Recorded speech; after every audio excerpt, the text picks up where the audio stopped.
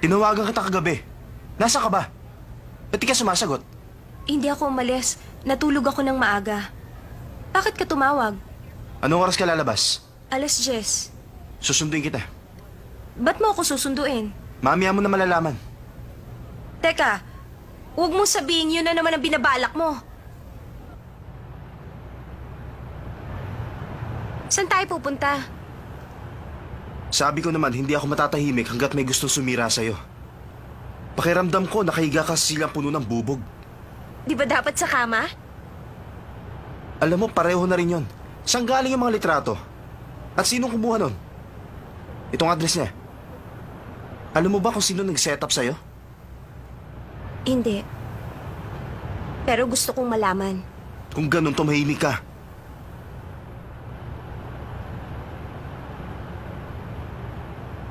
Ito na nga.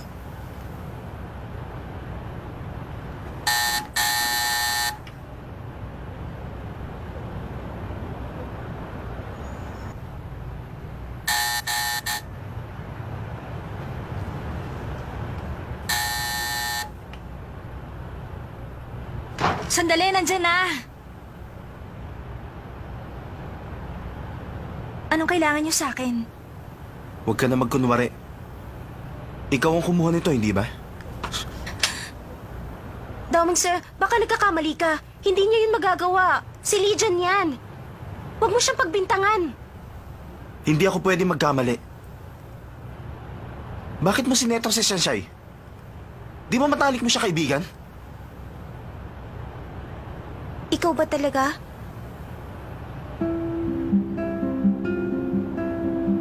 Imposible.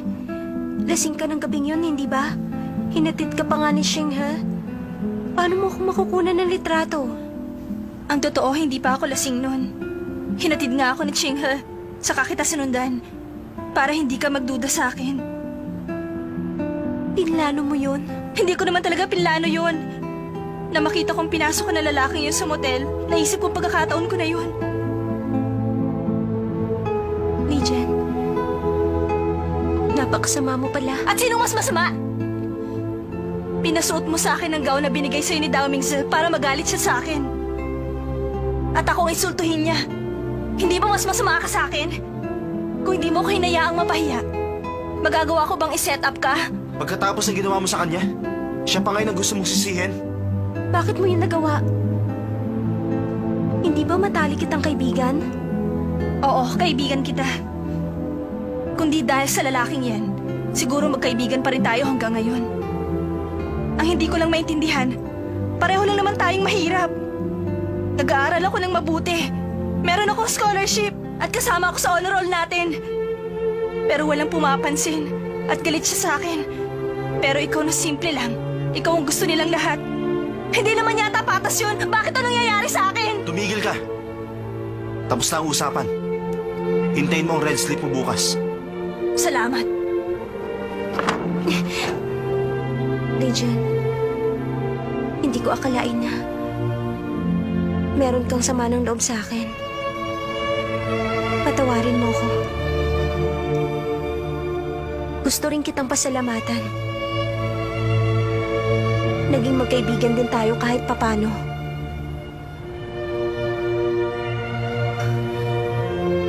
Lagi ko tong dala kahit saan. Pero ngayon, hindi ko na kailangan. Ibinabalik ko na.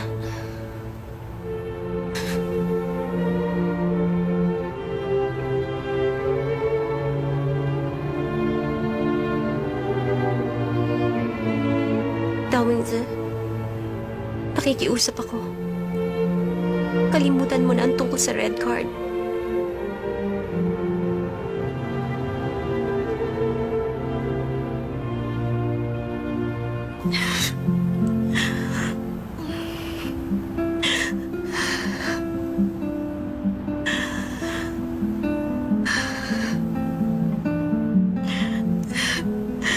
Shansai, patawad.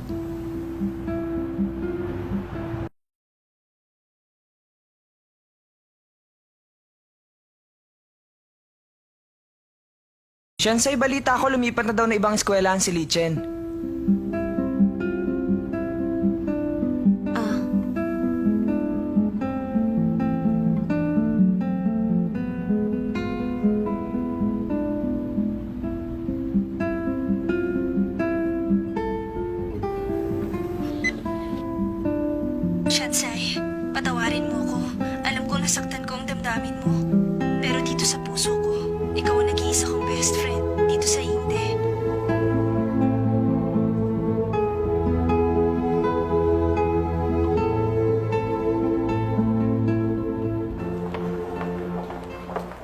Bakit ba nakasimangot ka dyan? Para kang inutangan ng 1,000,000. Tumigil ka nga. Sino namang uutang sa amin? Kami ang maraming utang, hindi kami ang inuutangan. Nakikipagtalo ka na. Ibig sabihin, ayos ka na. Sumama ang loob mo dahil kay Lin Chen. Ang masasabi ko lang, wala siyang kwenta. Hindi ito dahil sinetap niya ako.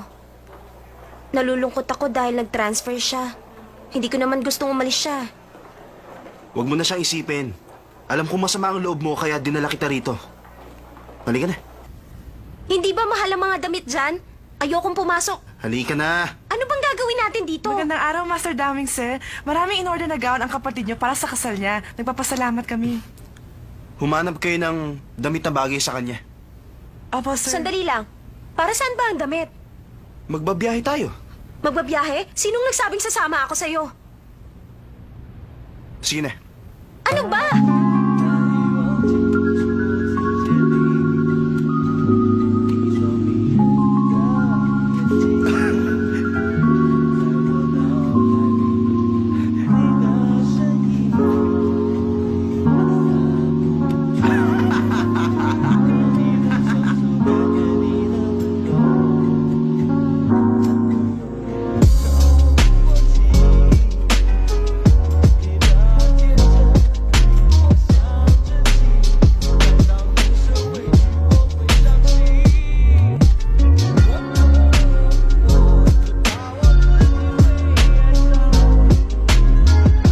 Ayos na yan. Bagay na bagay sa'yo. Bagay ka bang bagay sa akin? Pag sinabi kong bagay, bagay talaga sa'yo. Sabi nga nila, makalaglag ang itsura mo yan. Baka makalaglag pa ba? Ikaw talaga hindi ka nag-iisip. Pareho lang yung di ba? Halika na. Saan? Magbabakasyon? Magbabakasyon? Saan ba? Sa Okinawa. Sa Okinawa? Oo, sabi. Hindi pa ako nakapagpaalam kina mama.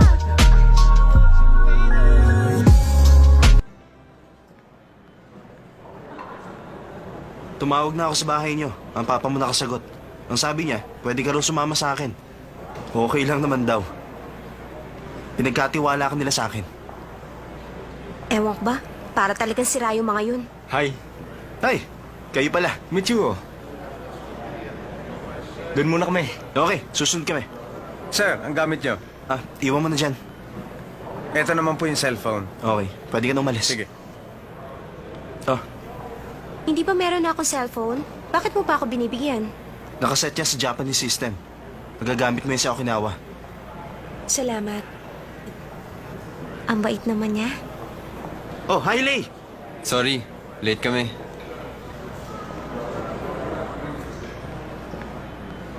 Si Lay ba talaga yon? Ang laki ng pinagbago niya mula nang dumating siya galing France.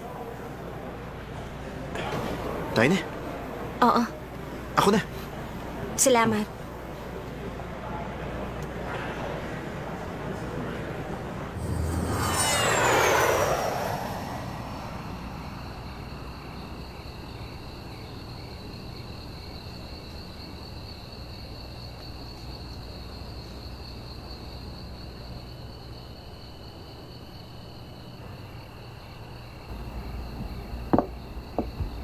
Ano daw sabi niya? Ang sabi niya, nakabook sa atin ang buong lugar. At pwede raw tayong pumili kung anong kwarto ang gusto natin. At kung may kailangan daw tayo, tawagin lang natin siya.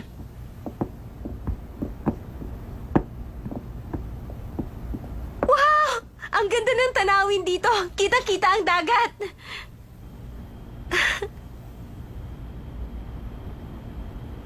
Halika na. Hmm? Etong susi. Salamat.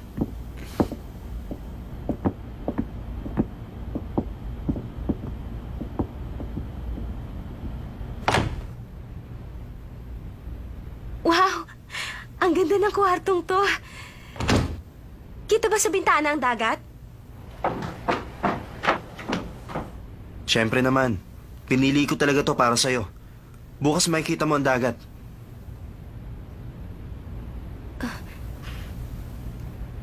Ito ang magiging kwarto natin. Ha? Daming sa...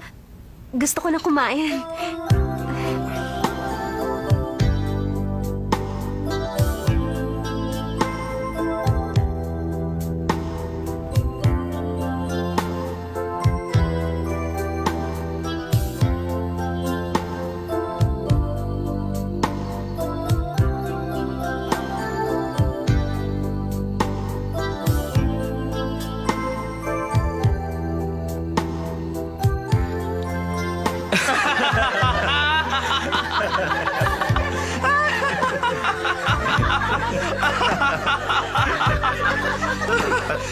Ano binili mo? Masusuka ka talaga. Bakit tumatawa na kayo? Hindi pa tapos. Meron pa ako isang ikikwento.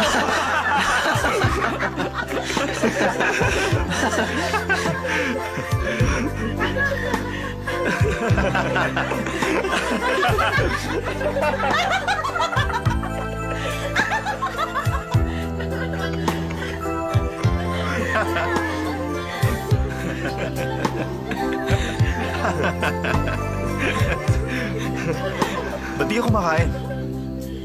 Kumain ka ba? Pag naaalala ko, natatawa talaga ako. Ako rin.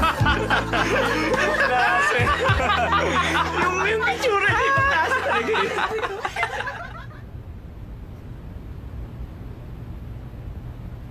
Bumibilis ang tibok ng puso ko. Magkasama kaming matutulog ni Dao minsan sa kwartong ito.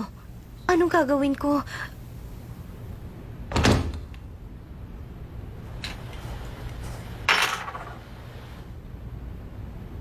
Ano yun? Bakit? May sakit ka ba? Wala naman. Napagod lang ako. Buti pa siguro. Matulog ka na. Matulog? Ang totoo niyan, hindi pa naman ako pagod. Isa pa, hindi ako sanay matulog ng maaga. Gusto kong manood ng Japanese TV show. Bago mo ituloy yung sasabihin mo, gusto ko lang malaman mo na wala kang dapat ikatakot sa akin. Wala akong balak na masama. Hindi ako tulad ng iniisip mo. Dao-minsan, Hindi naman sa ayaw ko. Siyempre, lalaki rin naman ako. Pero, matulog na nga tayo. dito ka na sa kama, ako na sa sofa. Sa sofa? Kala mo pa papayag ako matulog ka sa sofa? Matulog ka na nga dyan.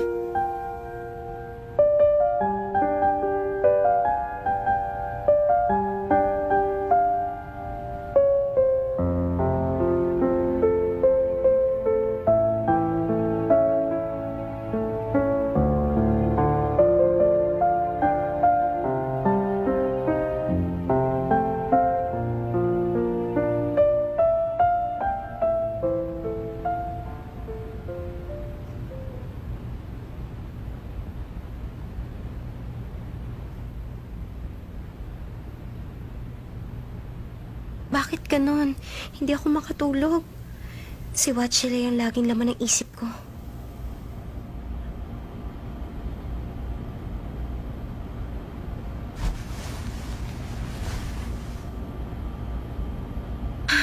Ayoko na mag-isip. Hindi ko na kaya ito. Maglalakad-lakad na lang muna siguro ako.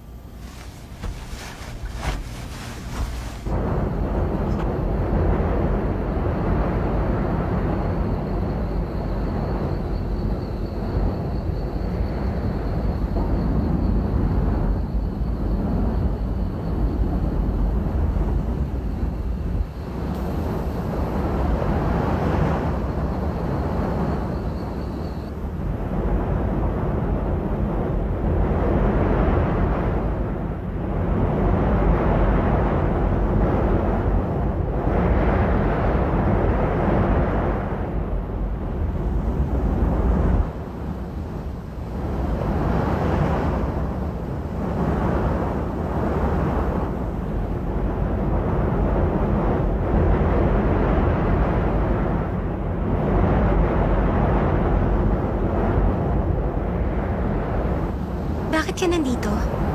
Wala. Si Damingsa. Siya ba? Natutulog na.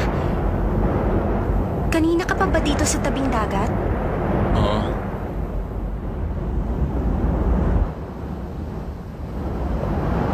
Masama bang pakiramdam mo? Magkakasakit kasi ginagawa mo. Ano bang problema? 10 minuto. Hindi. Kahit 5 minuto lang. Pwede mo ba akong yakapin?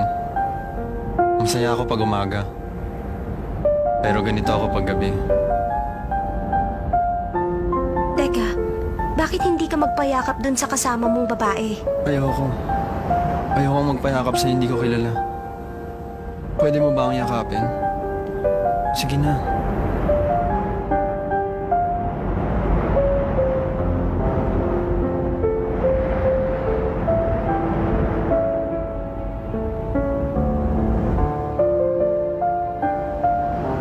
Matagal kong pinangarap na mayakap si Watchele. Mahal ko siya noon pa man.